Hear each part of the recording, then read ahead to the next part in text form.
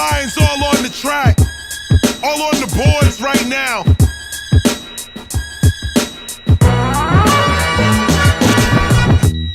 Peace and much love. This is your brother Counterculture, and we riding the ninth wave.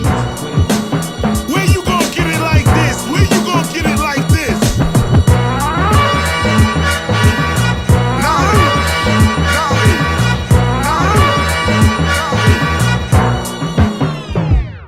Welcome. It is day 4 of the ninth wave. It is the 2nd of July, 2017, and the sun has just moved into gate 39, and we are in the gene key of provocation, dynamism, and liberation. Also, day 4, we are officially in the divine frequencies. We have moved up into the divine frequencies, and so what I'd like to do today is I would like to share with you the divine essence, that light entity known as liberation. And that liberation is going to help us to amplify our dynamism, that creative energy that moves us, that gets us moving into our creative projects, that gets us moving into the world of change and the world of innovation.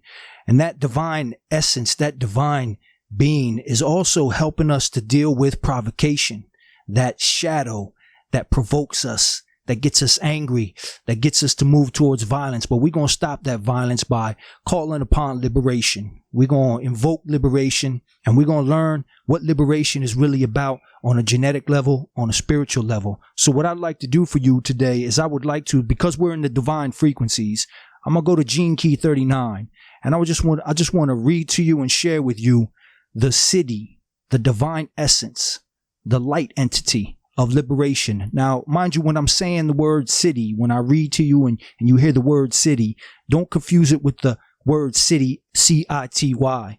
It is S-I-D-D-H-I, and it basically means divine essence, or what I like to refer to as the light entities, in the realm of the light entities, as we are moving through this light energy. So here we go. The city, the divine essence, the light entity, liberation. The 39th city, liberation, the crux point. Perhaps from reading and contemplating this 39th gene key, you can begin to have a sense of what happens as this same energy hits the highest planes of frequency. There is always a point where the gift suddenly makes a quantum leap to the city, and the blossom becomes the fruit. In the case of the 39th gift, dynamism becomes liberation when it finally forgets itself entirely. The 39th gene key is highly individualistic. It has to be in order not to be taken in by the status quo. Unique creativity has to break out of all conditioned patterns in order to rise to the heights of genius. The ring of seeking provides the pressure that drives human beings to eventually transcend themselves. At the citic level, an interesting thing occurs when all this genetic pressure breaks through to a higher dimension. Consciousness merges back into the totality, which means that it has to give up its greatest gift, individual freedom. There is a great irony here. Only in giving up the illusion of your individual freedom can you receive an even greater gift, the liberation of being. Few people are able to make the transition from creative genius to divinity because you must give up the very thing that appears to fuel your creativity, your individuality. To the genius, the giving up of one's individuality seems akin to death, but in order to attain a citic state, you must pass through the gift level of consciousness and give up your seeking. This means that with every one of the 64 gene keys, you will have to give up your hard-earned gift in all its glory in order to make the leap to the final level. Dynamism, as we have seen, feeds upon itself. To be dynamic is to create more and more possibilities through action. The byproduct of dynamism is that it serves many people, which in turn raises its vibration. The more people you serve, the more rarefied your frequency becomes until one day you reach the crux point. The crux point is not easy to describe. It cannot be predicted, and it cannot be prepared for. Mystics have usually described it as a death and a subsequent rebirth. In the case of the 39th city, it feels like a physical death because this is such a physical dynamic gene key. You have to put your entire being on the line. All your plans, creativity, work, intent, and service must be surrendered into a single vanishing point. When this event arrives, there is no mistaking it.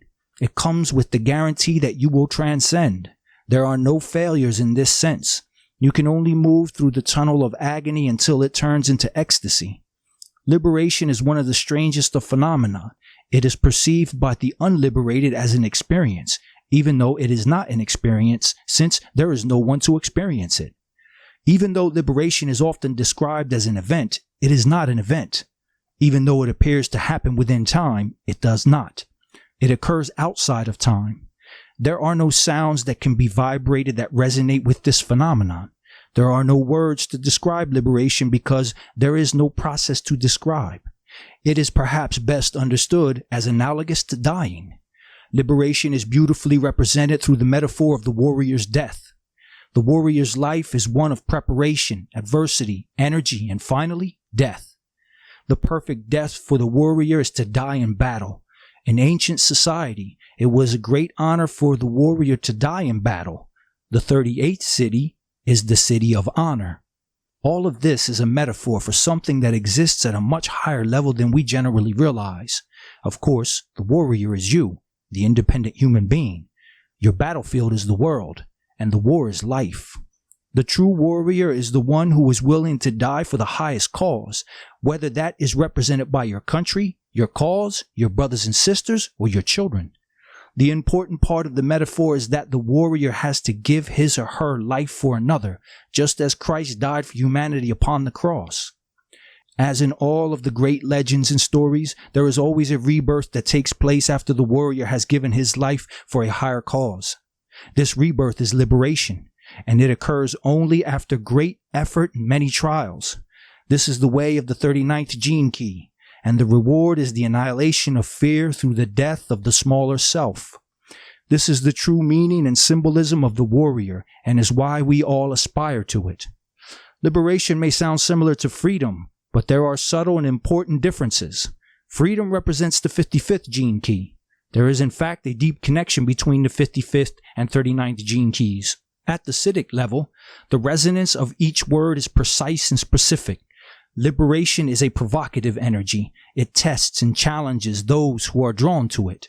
The person manifesting the city of liberation is profoundly dangerous to be around, not in the sense of physical danger, but in the sense of the shadow patterns. This is not a person that treads lightly around you. This is a force that bores right into the heart of your low frequency patterns and strips you down to the bones of your true being. These are the teachers who direct the force of their love right at the weakest chink in your armor. Just as the lower frequency of this gene key pushes your buttons out of reaction, the sage displaying the 39th city will use any technique at their disposal to test the limits of your surrender. If you take anything personally, then you still have limits to your surrender. The 39th gene key is related to the 55th gene key in the same way in which a spring mechanism releases an explosive energy. When all human seeking has exhausted itself, a great need to act arises, and this pressure is currently building within all human DNA.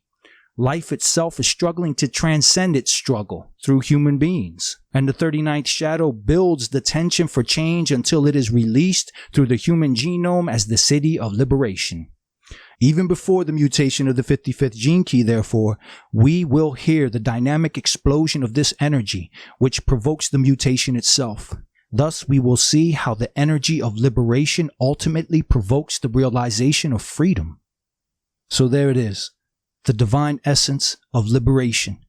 If you were born on this day, July the 2nd, all the way to July the 7th, then this is the divine essence, the light entity that has been shining upon your life for all of your life, as well as the gift of dynamism, and of course, the shadow of provocation. Of course, on this 4th day of the 9th wave, the hero's journey has taken us now into the 12th stage, Return with the Elixir.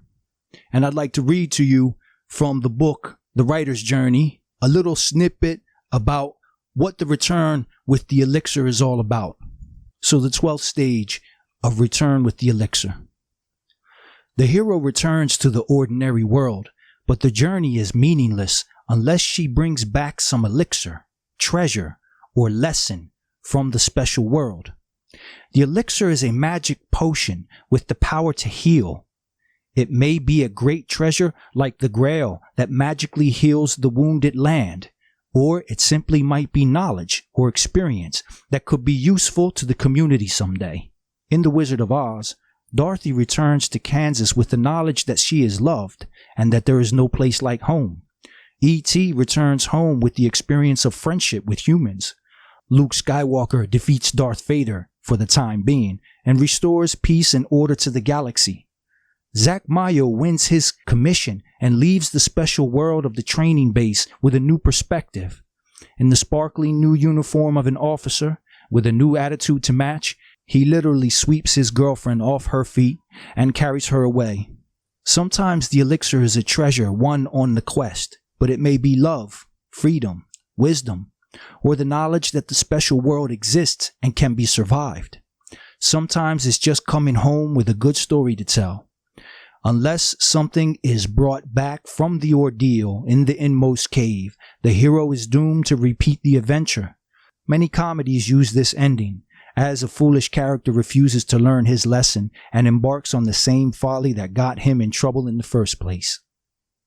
So there it is. To all you heroes and heroines out there who are walking the path of the hero's journey, liberation is that elixir that we're taking into this ninth wave, this go around. And one of the lessons that I've learned in the past 2 cycles, because I haven't been flowing with this ninth wave for that long. This is the 3rd cycle that I'm going through. And one of the things that I've learned is that the higher frequencies are hard to deal with because you got to get over your shadows. If you are holding on to negativity, if you are holding on to negative attitudes, if you're holding on to any kind of negativity within you, hatred, resentment, greed, anger, jealousy, that divine energy is going to push that to the surface and make you deal with it. I mean, make you come face to face with it. So it's better that when we go into that darkness, that we face our shadows so that when we come into the light, the shadows don't get burned. Because you and the shadow are one. If the shadow burns, you burn. Think of the shadow as being a kind of gasoline inside you. And when you enter into the light entities, that light entity is like fire spitting at you. You don't want to have gasoline in you if you got fire being spit at you. You want to be that fire yourself so that you can feel the warmth. You can feel that high frequency and you can feel that high energy. So until the next time, this is your brother Counterculture. We ride in the ninth wave. Peace and much love. If you don't like what you singing, you sing a different hook. If you don't like what you cooking, you get a different cook. If you don't like what you wearing, you get a different look. You wanna escape Armageddon? Read a different book. When knowledge is right there, we don't even look.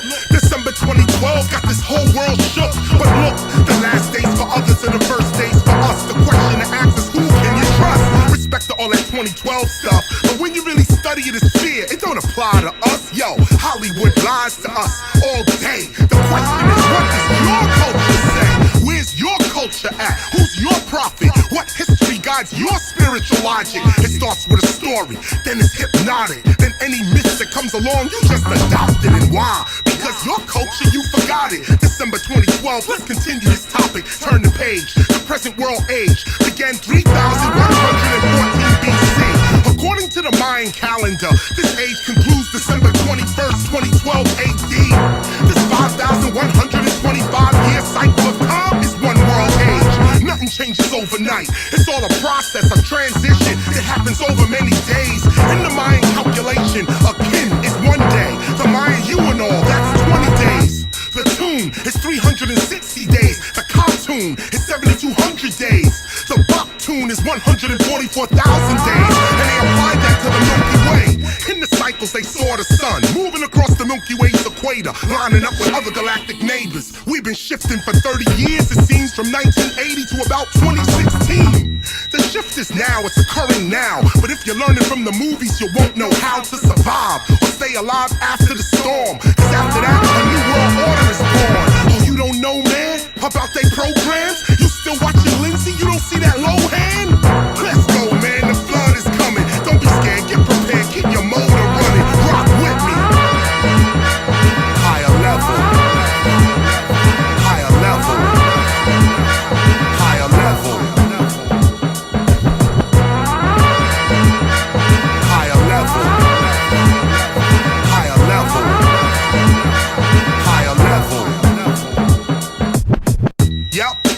mass control. Here's the philosophy. Cortez knew about the Aztec prophecy. Before he invaded their society, he studied their cultural psychology. He knew they had armor, guns, and speed, so he arrived in the Aztec year of Juan Reed.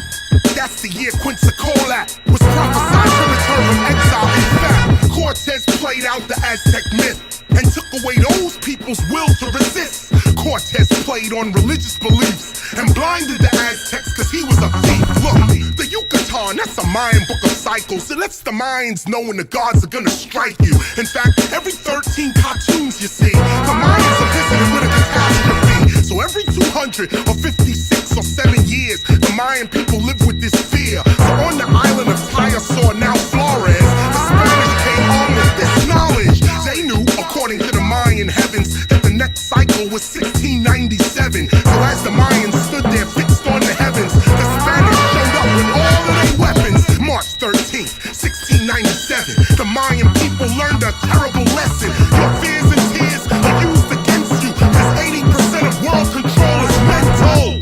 But back to the Mayans, they're getting some more. 257 years after Tayasor, a US-backed coup overthrows their democracy in 1954. That's exactly 257 years from when the Spaniards arrived at their shores. I'm getting to the core of the lesson. Let's see what happens in 2211. That's the next cycle the people remember. Like 2012 to 21st of December. Your consciousness may shift, you may turn the light, but you are the universe, you're gonna be alright. The pole may shift, your soul may lift a higher consciousness, but you know all this. The edutainment style won't persist.